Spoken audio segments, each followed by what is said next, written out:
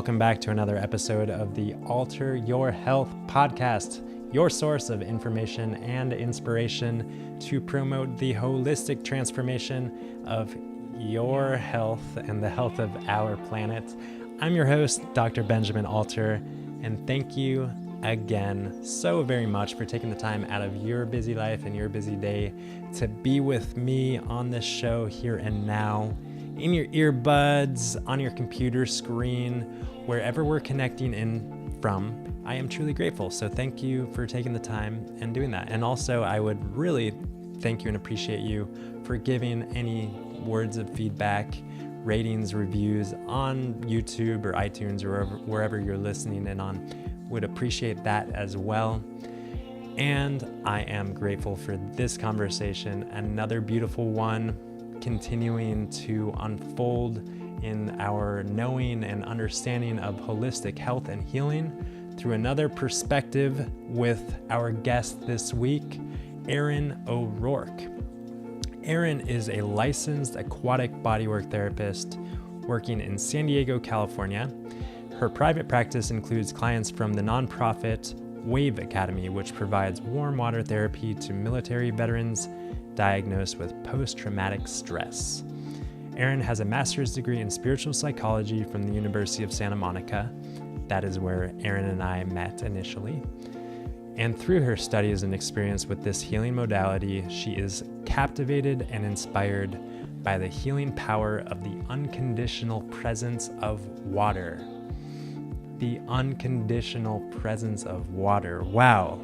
When I've read that and when I heard that, like, what does that even mean? And just relaxing into that statement is like pretty profound in and of itself. And that's really where the bulk of our conversation today remained, is the unconditional presence of water and how water can just naturally support and invite such depthful healing on so many levels. So without further ado, I just want to dive in, no pun intended, and I want to invite you to sit back, relax, and enjoy riding along the waves of this conversation with Erin O'Rourk.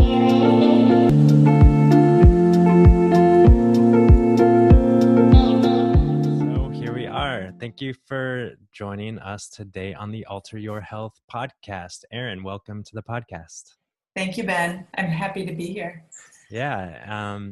As I was just kind of sharing with you in kind of brainstorming topics and people who would offer a holistic perspective of health, you came to my awareness just because of the work that you do. And I don't know that much about aquatic therapeutics, and that's your field. So please tell us like what you do and how you explain what you do to someone who might be unfamiliar.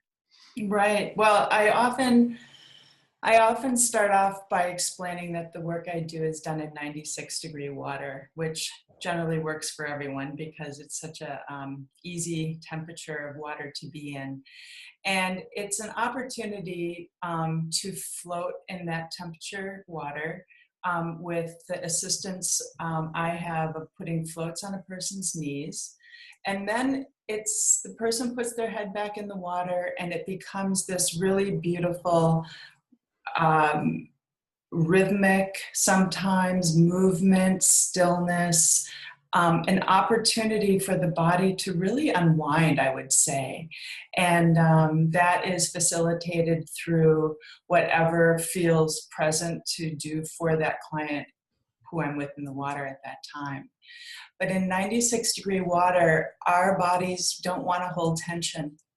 And it takes about 10 or 15 minutes for most people to really, really let go to the water.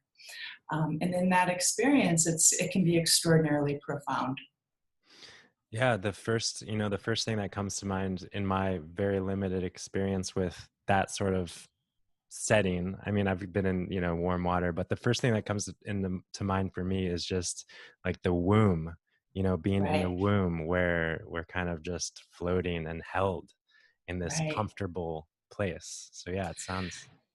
Well, it's really the environment of our earliest memories. And people, I don't often begin or talk about the womb like experience of the work, but a lot of clients do mention that. Yeah. And that's where we're safe, and that's where we're held, and that's where, our world hasn't begun yet, but we have a very intimate experience with ourselves. Yes. Yeah, so aquatic, I mean, I know there's Watsu and is that what's Watsu and what's aquatic body work? Body work. It's a great question. And I Yeah. think it's one of the reasons why this modality has had such a difficult time really gaining more attention and understanding. So Watsu was the first modality that was developed in the mid-'80s by a shiatsu teacher who lived at a hot spring community.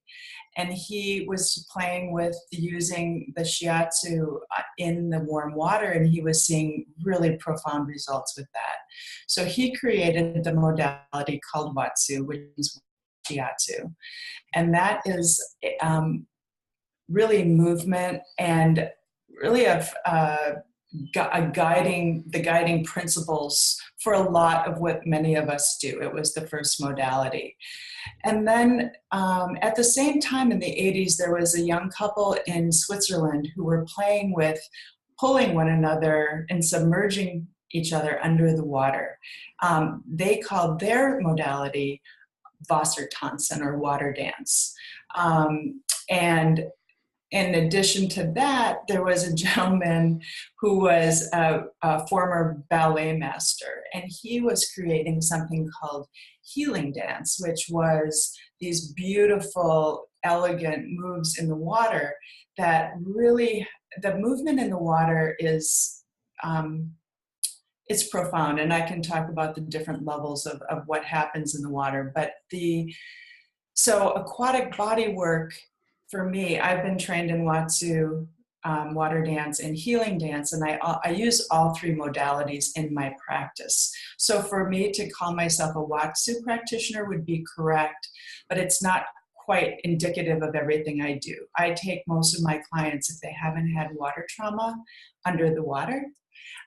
And that can be a very profound part of a session. So I like to call what I do aquatic body work because it's more encompassing of what I do.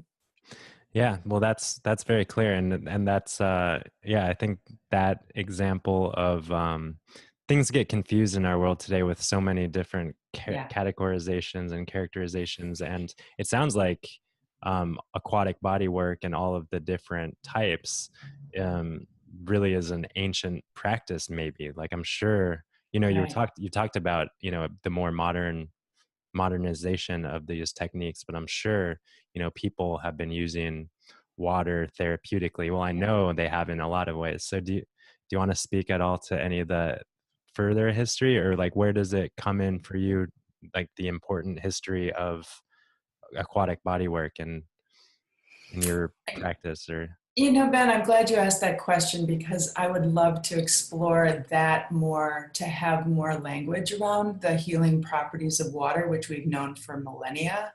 yeah. And I would say that I can speak from my own experience, but the water allows, we are energy bodies, and my perception and my experience in the water is that our experiences can, if they don't move through us, they can lodge in our bodies in some way.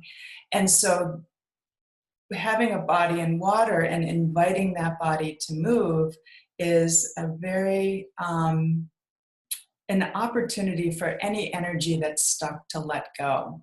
And the water accepts that energy. So it's this incredibly beautiful, graceful way of letting go. Where does it let go to?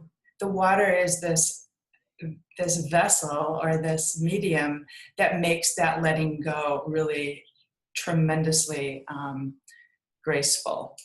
So I would say that that is a big part of what I love about my work, is that I believe there are so many different populations that can benefit from water therapy. And the one population which I know you and I have talked about is the veteran population, which we have a large military veteran population in San Diego, in Southern California. And I'm very committed to that particular group. And what the water offers for a veteran who is experiencing symptoms of post-traumatic stress is extraordinarily healing and profound for a lot of reasons. Yeah, yeah. To me, you seem like someone who's very like that's your kind of niche within this is the trauma and the stress and how the trauma is held in the body. And I definitely want to dive into that a little bit more. But maybe before we do, like what other conditions, either like physically or mentally, emotionally, Yeah. might water therapy be of use for? I would say that anyone who is in a pattern of mental distress, I would call it, whether it be grief, depression, even a chronic pain uh, cycle, Hmm. that the water is really a place where it's such a profound mind-body experience, and that it really allows someone to disrupt the pattern. So I will use yesterday as an example. I was a beautiful woman who came to me, and she was in an extraordinary grief. She'd lost a couple of family members, and she wasn't able. She was. It had been about 6 months, and she was really having a difficult time breaking the cycle of her grief. And after her session, she shared that she hadn't found such a profound peace with anything that she's done in the last 6 months, and she was anxious to come back. So when you reacquaint someone with the peace that resides in all of us always, and they've been, whatever is going through their minds and whatever their experiences have been in their lives, that disruption, and really having someone held by the water, really held by this warm fluid, and hearing their ears, hearing their breath with their ears underwater is extremely calming. Mm. And hearing often the breath or heartbeat of the practitioner or their own heartbeat, it slows everything down. And it creates a space of awareness and perspective that someone in a grief cycle might have, is not present to for themselves at that time. Yeah, and I immediately think as well to the fact that all of these mental distress and emotional kind of patterns certainly have physiologic impact. And so if we're working to get at the root of any health condition, so often the root is in the mind and the emotions. So this, it sounds like, is just a way to naturally support somebody in discovering and maybe healing, or at least being with more intimately the roots of what might be a lot of their health conditions. Right. And and that reminds me that something I often say is that the water therapy or aquatic bodywork is a physiological invitation to a deep space of meditation that we have access to if we have a meditation practice or a yoga practice or something like that. But many people don't, and they don't have that resource. So to connect them with that is really a gift. Awesome. So yeah, beautiful. And so maybe we can dive in a little bit to trauma, like trauma in the body, and Sure. how that, if I hear, I'm kind of vaguely familiar with the idea of trauma being lodged into the body, like Mhm. physically, and Mhm. stored in muscles and organs. And Sure. I know that there's that beautiful book that you showed me, and I've been shown by so many people. I haven't read completely yet, but The Body Right. Keeps the Score. I know Yeah. that's kind of talks a lot about that. So how does how does all of this happen? How does how does trauma make its way and get stored in the body? And then maybe how does the water help to facilitate the release of that? Right. I would say again that it is energetically our emotions, our experiences, especially disruptive emotions and experiences, you know, they can become a part of our experiences in life. And I often have an opportunity to ask somebody if they express grief, or I ask, is there a place in your body that you actually experience that grief? And what's fascinating to me, Ben, is that many people can go right to where they feel it, Hmm. which I love. And it makes me aware that they are present to their experience in some way. But in the book that you just mentioned, The Body Keeps Score by Bessel van der Kolk, what he says is to access, the first thing you have to do when someone is in the experience of post-traumatic stress through trauma is to somehow reacquaint them with their own bodies, because there can often be a disassociation because they don't feel safe in their bodies any longer. So he says in that book, you need a combination of breath, movement, and touch. And, yoga would be breath and movement, dance, horse equine therapy.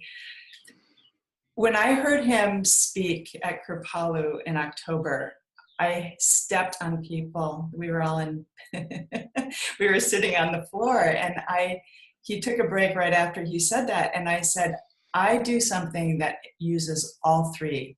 I use movement.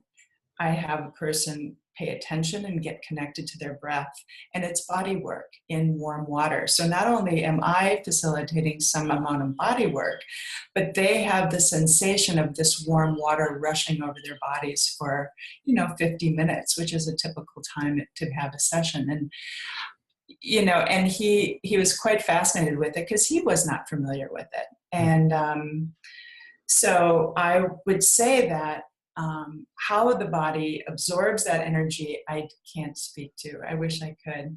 I just do know that I have had experiences with the veteran population where, and this wouldn't happen in a first session, and the Wave Academy, which is the organization I work through to have access to this population of veterans, they get 8 sessions over 8 weeks. So that particular population, a first session wouldn't necessarily, it's a difficult population in that for someone who's not experienced trauma, they can have an incredible experience in their first session, which is many of us. But a veteran, we find often it takes 3 to 4 sessions before they actually are able to let go. And once you establish that understanding and trust and relationship with the work, that is when the magic happens for this particular population.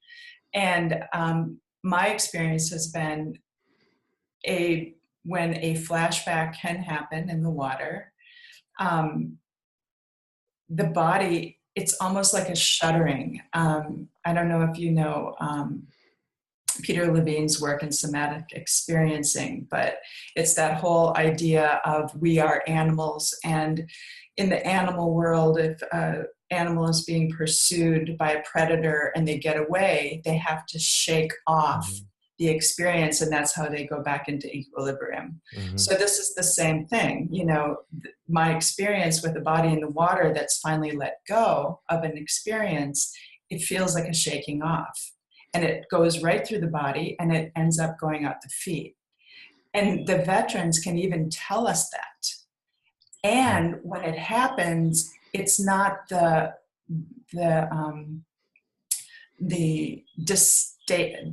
destabilizing experience of having a flashback. there's some peace in it because there was some place for it to go. And they've already, they know they're safe. They know they're being held by the water. It's beautiful. Yeah, no, it sounds really beautiful and profound. And I'm just curious, when you say there's a space for it to go, are you mainly speaking to the water and its ability to like Yeah. hold that energy both physically and, maybe metaphysically? Yes, I do. Yeah. I do. And as I always clear my water, water has consciousness. I know that. And it needs to be cleared after every session, but especially after a session like that. Yeah, and I'm curious also, there's the water, of course, that is like so healing, like we've already kind of talked about it, just in its ability to like be neutral, be like a neutral presence and just absorb energy and just dissolve it. But I'm curious also what you feel like your role is in this Yeah. and how, like you're a presence as well. Right. And I am so a presence. Yes. your presence. Yeah. So what is the role of the practitioner then? And how do you, um, maybe keep yourself clear and Right. like be one with in the water and support this kind of like release of trauma and stuff in the water? Mhm. I will say energetically, I do not get in the water without clearing myself and protecting myself energetically. And any massage therapist knows that and does that. Mhm. Um, so what I feel my job is in the water is to, and I think I might have even mentioned this in my bio, but it's the healing power of unconditional presence, that to be present to another human being in this nonverbal way is so incredibly powerful. And what's so fascinating, Ben, is that our bodies actually, we know, have a language, a subconscious language. And so what my job is that I'm watching the body in its subconscious language, and I'm meeting that body in that language. So as an example, if I put someone back in the water and their arms just want to be above their head, that's their expression. It could mean different things for different people, but I would be certain that the moves or what I do for that person allows them to keep their arms above their head. Mm. And what my experience with that is that it's just a more profound way, or a subconscious way of feeling heard and held, that I didn't try to do anything that didn't honor their expression and how they were in the water. And it's also, I will notice things that are locked, like hips. Hips lock can mean a lot of things for a lot of people, but it can often be grief. It can be not knowing how to move forward in life. It can be all kinds of things. And I hate to generalize like that, but my job then would be to gently invite that, the hips with different movements to let go. And I can tell extraordinary stories about that. Yeah. I could tell when there was a woman that I had in the water in Mexico. I've worked at Rancho La Porta for years, and it's a beautiful spa in Tecate. And she came to the pool. She was very quiet. She had a session. Her hips wouldn't bend at all. Profoundly would not bend. And when you're finished with a session, you put a person's back against the wall. And I actually had to reach up with my feet and put pressure on her feet just to put her feet back down on the floor of the pool. That's how much tension she had in her lower body. And she finished and she thanked me and she left. And I didn't think anything of it. Sometimes I love this work because it meets people exactly where they're at. And she found me the next morning and she said, "I need to talk to you." And she said, "My husband passed a year ago and I have not been able to express my grief." And I went back to my room after the session. This is someone who said almost nothing to me when she showed up at the pool.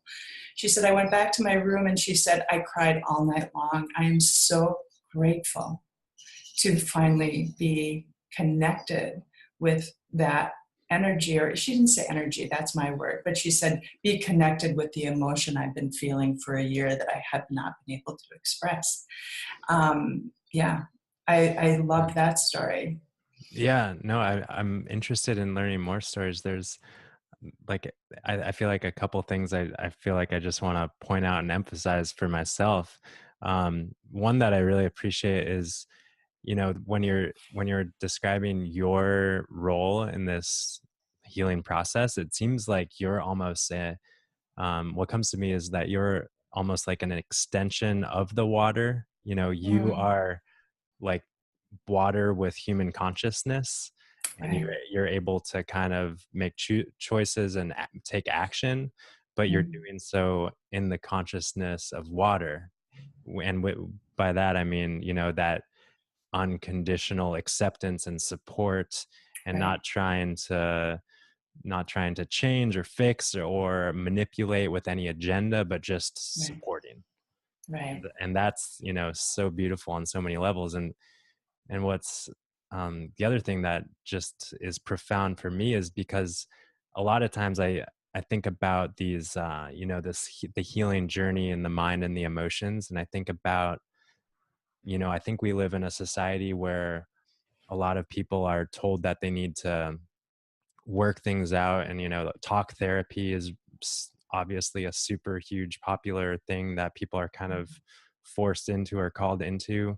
But it Mhm. sounds like your method or what you provide is just a totally hands off, but hands gently on from Yeah. you, but like a hands off in terms of their process, but you're just allowing them the space and the full dignity to have their own process, and it just Mhm. happens organically, as And yeah. it does, Ben. And you and I know, share an education in spiritual psychology, and we were taught that we all have our own answers. And I actually came to this work as a practitioner after our first year of study.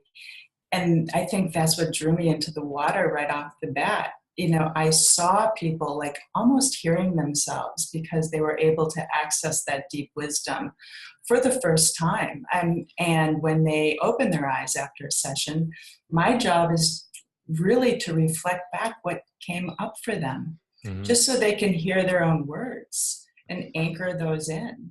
Yeah. You know, So you just to clarify, you came into the aquatic bodywork when? in the summer of uh, 20, 2012. Okay, wow. Okay. I Yes. thought, for some reason, I thought this was like a long No, a long career. And well, that's yeah, it's not. that's even I don't it's more amazing to me, just because when I connect with you, I feel like I feel like what you're doing, in terms like you're really grounded in it. And so wow, It, that's you know, really I ha- there are a few. I've been blessed in a couple of ways. One, with this job in Mexico. This work is not well known, so it's difficult to get a lot of experience in it. And having the job at Rancho La Porta, which gave me, it just I feel like I have as much experience as people have who've done this work for years, just because there I would do so many sessions in a week, and I'd go down once a month for a week.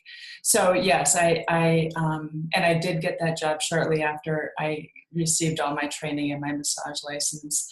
But I fell in love with the work because I was in that program, and I really believed in everything that was just so present and true for me, that I really needed to trust my own intuition, and that we have our own answers. And the water is, it allows us to drop into that space where those reside. yeah, just that unconditional loving presence that we were Right. talking about. Yeah. Yeah. The Super. Yeah. healing power of unconditional presence is what Yeah. I'd love to say about it. That's by a gentleman named John Wellwood. Wellwood, yes, who coined that line. But I will use another example in a story. I had a woman in the pool who She just came as though you would go to have a massage. And I asked her if she had any water trauma. And she said no, she hadn't. And the session was going beautifully. And we were in the underwater segment of her session. And she just picked her head up. She put her feet on the ground in the pool, ground of the pool. And she said, oh my God, she said, I remembered when I almost drowned with my father in a sailing accident when I was 4. And I had completely forgotten about it. She said, and I have 3 children and I am an overprotective mother. She said, I could have spent years in therapy trying to figure out why I was an overprotective mother. But it wasn't until I felt the same sensations I did as a child that it reminded me of that experience that I had completely forgotten. And she said, I'm done. She said, I am so grateful to you. Yeah. Here she was having this experience with her children, and she didn't know why she was having this experience with her children. Yeah. And Yeah. it was I love this it. great aha for her. Yeah. What I really love about that is kind of going back to the talk therapy thing that so many people Right. choose to do, which there's nothing wrong with it, but but though it sounds like the insight for this client was so deep and profound and coming from within that she didn't need to ruminate in the old story of what happened and why it happened, and and kind of these wounded child kind of memories that I think all of us, it's just part of the human experience, but it's not necessarily something that we need to ruminate. We just need to have that insightful awareness of how it's been, affecting our choices in life thus far, and then choose, out of Right. them, choose out of them. Right. Well, and I'll use my own story, Ben. I mean, I had a profoundly healing experience receiving this work about 6 months, about a year before I started doing the work. And I had lost my dad and a brother and 2 close friends in a 6-month period of time. And I was in my own state of grief, and I was having a terrible time myself getting out of that. And I had swam and dove competitively as a child, and we had a pool in our backyard, and I would spend so much time in that pool. And so in my session, I had this bodily experience that reminded me of my childhood, and that I remembered with every fiber of my being that I was a happy person. Like, it just came to me like this profound aha moment. And it was so powerful that it really unlocked quite a few things for me as the week unfolded. And I ended up changing many things in my life and moving to Southern California shortly after that. But, so I actually came to the work, and I think that you might have asked me that originally, from that experience. And I didn't ever intend to then become a practitioner. I was actually asked to be on the board of the Wave Academy because where I was moving from, I had experience with small organizations like Wave Academy. And as a board member, after a year, I decided to take a class just to educate myself as a board member. That was my intention. That's why I was interested in even getting in the water. And it was an extraordinary experience for me because I recognized that what I was learning in the spiritual psychology program, the languaging, the awarenesses, and all of my experience in life, which was I had been a ski instructor. I was used to watching for subtle movements in bodies. I love people. I needed, as a ski instructor, to gain people's trust very quickly, which is very similar to the water. And I realized that everything I've really ever loved in water, that it was all in this work, and I had to do it. So for me, it was a big, quick decision to dive in. Yeah. Wow. I love the fact that you followed your intuition and the call to dive in. Yeah. no pun intended. You're right. Yeah. Super cool. There's a couple of other things that I am curious about. You kind of mentioned a couple pieces with regard to like where trauma goes in the body, and like, Mhm. you talked about grief in the hips and being held back in the hips. In your Mhm. experience, working with individuals and, intuitively, or, your felt sense, like where do other emotions Things or show up. experiences show up? Yeah. Yeah. I mean, certainly the shoulders can be locked, and even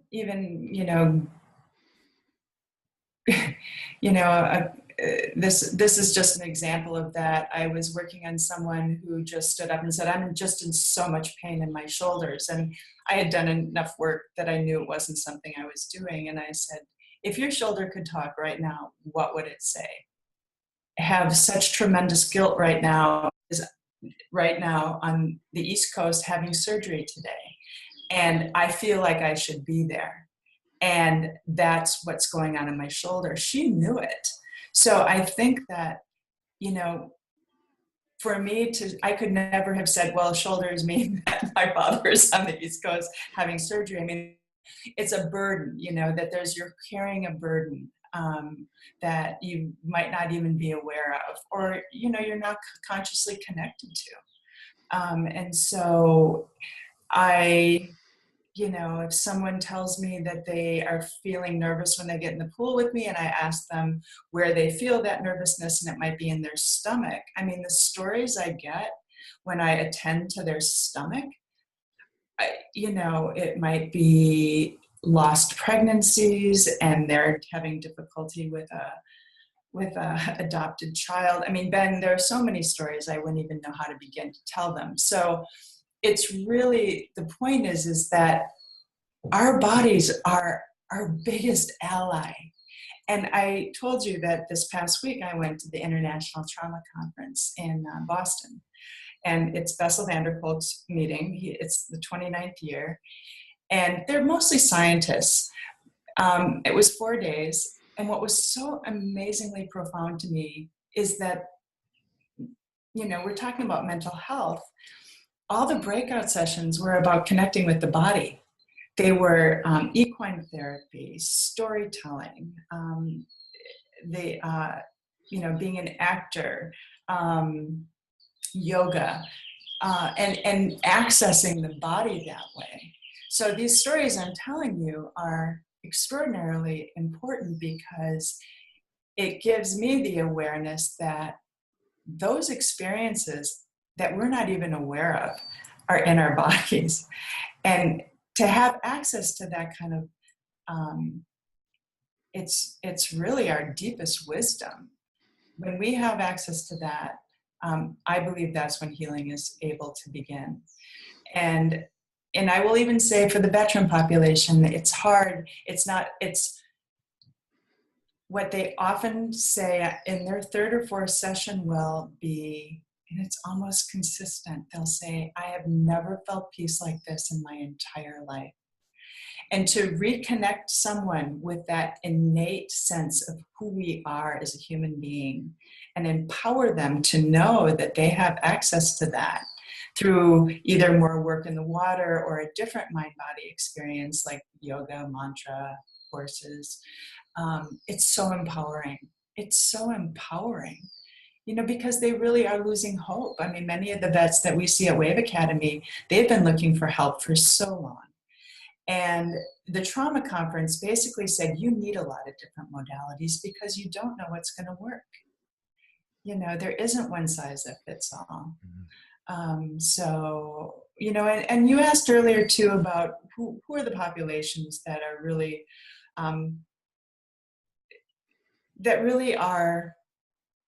that you might send to somebody who works in the water. And I would say trauma and grief and depression. I'd also say chronic pain. In 96-degree water, we usually let go of the holding patterns that we have around our chronic pain. Back issues, miraculously, feel much better after a session. The spine is held by the water, so it's able to unwind. Mm.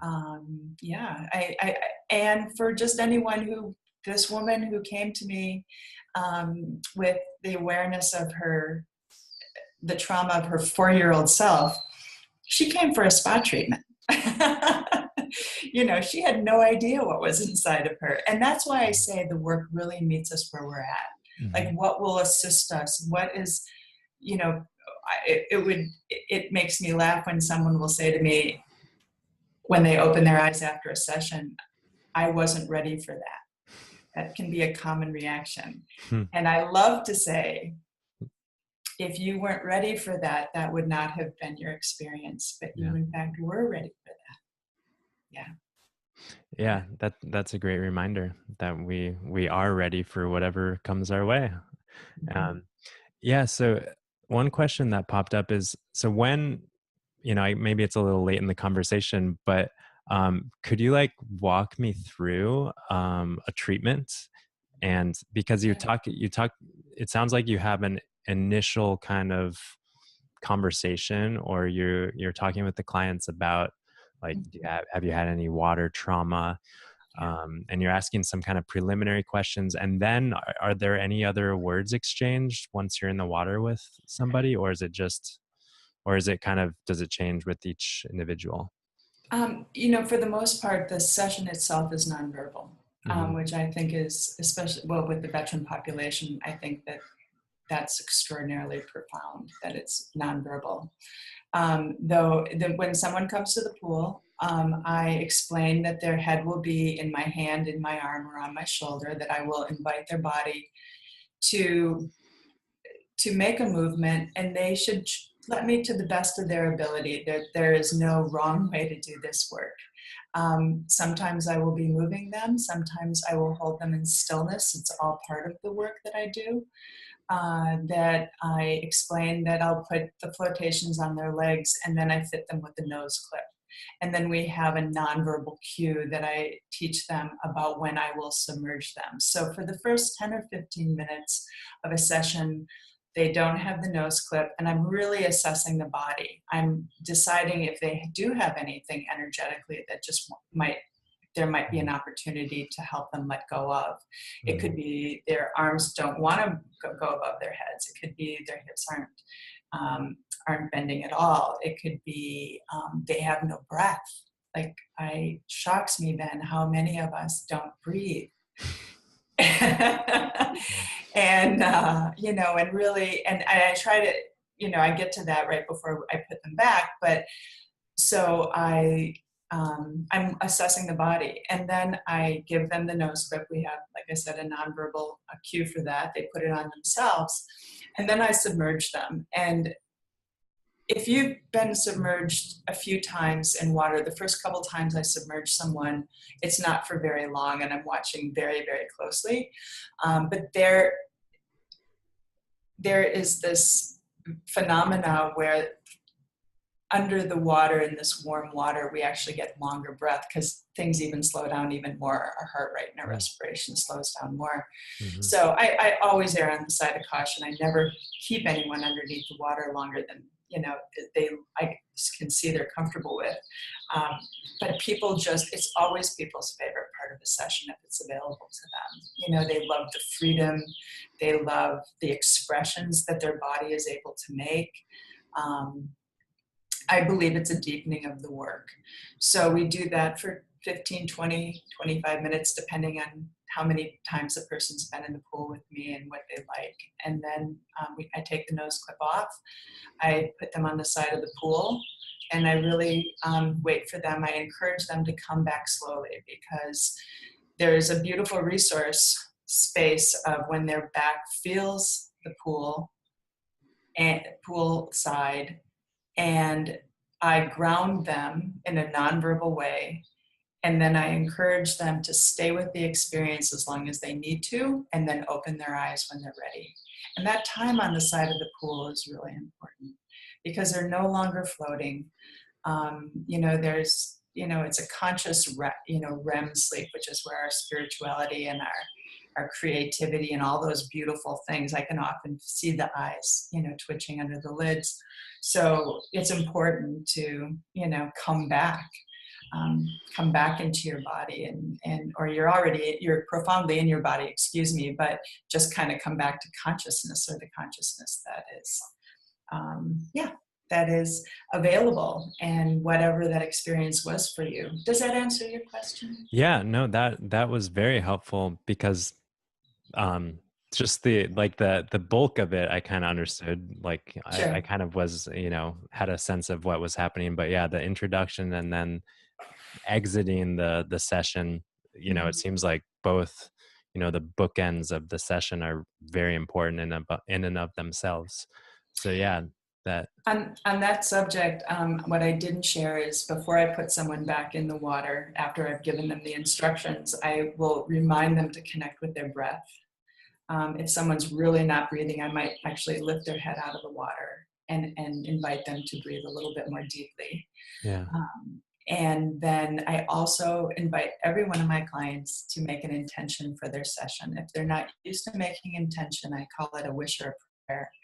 And I believe the water is the bridge between heaven and earth. And I believe that making intentions in water is extraordinarily powerful. yeah And what can often happen, and I ask them not to share whatever that intention is with me, because it often changes for people. They think they know what they need, but in fact, they find a word or an awareness that's much more supportive of where they are. yeah that's beautiful, and a really, really great reminder for anything, just Yes. doing anything with intention to kind of magnify and maximize the experience. Yeah. Yeah, it's super cool. So when somebody, after somebody has a session, or uh, one or two or however many, is there anything else that you're encouraging people to do outside of the pool to kind of, continue or maximize the effects, or like, Yeah. That's a yeah, great question. This is what I say. I say, they can often be speechless, and I say, there are no words. And I would encourage you to stay with that experience and let it unfold in you, because we've moved a lot of energy through your body. And what I'd like you to do is pay attention to awarenesses you have, dreams you have, things that are going to come up that you really might get clarity on, that you didn't have clarity on before. And this experience will absolutely stay with you for 2-3 days. So be present to that. And the minute people start to try to put words to the experience, I believe it stops the potentiality of what can unfold for them in that experience. So people often want to share what's happened, and they do, and that's fine. But if they're very quiet, I love to encourage them to be in that quietness, because that means to me that they're listening to themselves, and yeah. and it's beautiful. Yeah, I mean, it almost sounds like a mystical sort of experience. And whenever we try to put words to a mystical experience, the words just kind of devalue that, because mystical is beyond words. And so, yeah, I really can appreciate the invitation to people to just kind of be with it, and not necessarily try to explain it or share it, but just allow it to unfold. I think that's, really important. Yeah. That's beautifully said, Ben. You're absolutely right. Yeah. Yeah. So how about any guidance, or for anyone, wanting to maybe experience this, like, is this for anyone, and like, would it support anyone regardless of if they have a trauma that they're aware of, or is there anyone that shouldn't do this? That's a good question. They say that any conditions that are heat affected, I think MS might be one of them. That might be a counter indicator to get in the pool for a Watsu session. I would say most people, um, it is very supportive. I've had experiences with veterans who there is a profound letting go that happens, and sometimes someone in trauma, not necessarily a veteran, anyone, they might not be quite there to have that ability. Most people can, because the water does a lot of the work for the water is really what helps the letting go. The warm water especially. I Oh, mean, the temperature yeah. of water is so important. Mm-hmm. Um, I would say anyone can benefit, Ben, just because it's, we all want to be connected with our deepest wisdom and knowing and Mm-hmm. awarenesses. And we don't, we don't always know what can come up for us, Mm-hmm. and I will only speak for myself. I think of myself as a seeker of some way, and I love to experience new modalities of healing. I just love to know what others are doing and Yeah. what might be in it for me. And yeah. I'm curious if you've ever done like if you've ever been in one of those float tanks, like a sensory deprivation Thank kind you of for float tank. reminding me. I Yeah. keep my intention. I'm a little claustrophobic, so that is one of the reasons that I haven't. Um, I keep meaning to do it, Yeah. and I would say that people say there is a very similar. There are similarities, absolutely. You are able to let go, and you're supported in this warm water. Mm-hmm. I haven't had the experience, so I can't speak to the similarities actually. But Cool. Yeah. my intention is to get to a float Yeah. tank. Yeah, it definitely popped up for me, but it does seem like there would be some, I haven't had a proper kind of water therapy session. I have kind of experimented in at one workshop I was in, but yeah, the sensory deprivation float tank thing, I think that it's definitely different, of course. And I think that one of the main differences is the lack of another human Right. consciousness, and that provides, like, I would imagine, well, I know that it does provide, this real, like, another level of safety. Um, at least, it could, if you're comfortable with Right. that human presence. But yeah, like you were speaking of the claustrophobic, it's like, there's not there's it's not you're supported by the water, but it's kind of like sterile, and there's not the intimate human connection that you You- talked about in the beginning, or earlier in the right. conversation. You talked about the touch being part of the healing from trauma. So obviously there's no touch in the sensory deprivation tank. Yeah. There's that you just mentioned that, Ben. That reminds me of something that came up this past week in Boston, and that was they were talking about the social justice of mental illness, which was really fascinating. That was kind of a sub theme of this conference. So, meaning, there were quite a few women and men who were really therapists for our most, poverty-stricken population, and they're just trying to survive, and they're also having mental issues and distress. And this gentleman said the most beautiful thing. He said, you're just being a witness to their experience. You have no idea how profoundly healing that is. And so to bear witness to someone, or the healing power of unconditional presence, is not to be underestimated. So it reminds us all that, we don't need to fix anything, and we can be present to someone else's experience and make them feel safe and heard. And that in itself is healing. On a, more macro global scale, like we all need this individually, Mhm. but our culture, our whole society, our whole world needs just to be held and understood and Right. heard and listened to. And so yeah, I love that invitation to just be unconditionally accepting. I think, Mhm. and I always I always say it starts with each one of us. Yeah. We can't be unconditionally accepting as a culture, as a globe, unless we're unconditionally accepting on an individual level first, of course. Right. So yeah, thank you for that kind of reminder. And that's it sounds like that's what the nature of your work truly is, and that's what the water provides. Mm-hmm. And yeah, it sounds just so powerful. Mm-hmm. Yeah, it is.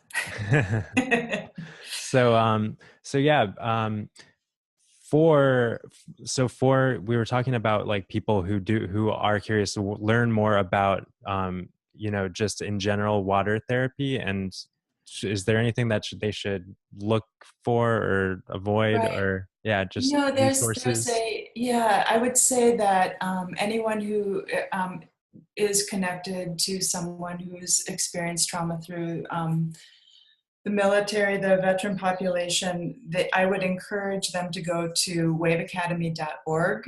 I think it's a beautiful website, even for someone who is not familiar, even for someone who's just learning about the work and are just curious about what it is and what it looks like. I think it does a really nice job of that. There are some testimonials and there's some short videos of the work itself. So that's usually where I send people.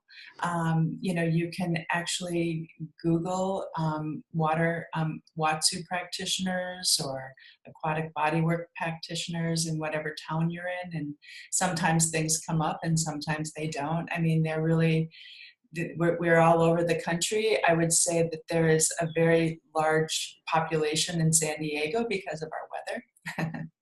And we generally work in private pools. I wish that were different, or high-end spas, because these pools, to keep them at 96 degrees is not inexpensive. So that's why the spas really have to commit to having a program or not, and they're hard to commit to. So they're beautiful to commit to, but you really need quite a few guests to make that financially feasible. Cool. That makes sense. And I'm just so grateful for your time and your wisdom and sharing your experience with all of this and all the profound experiences you've had in your work as a water therapist, aquatic body worker. Yeah. I loved sharing what I do with you, and I love that you are the path that you're on to incorporate all that heals, whatever that might be. So thank you for stepping into the world in such a beautiful way. Yeah, thank you, Erin, and certainly be in touch, and peace and love to everybody. Until next time.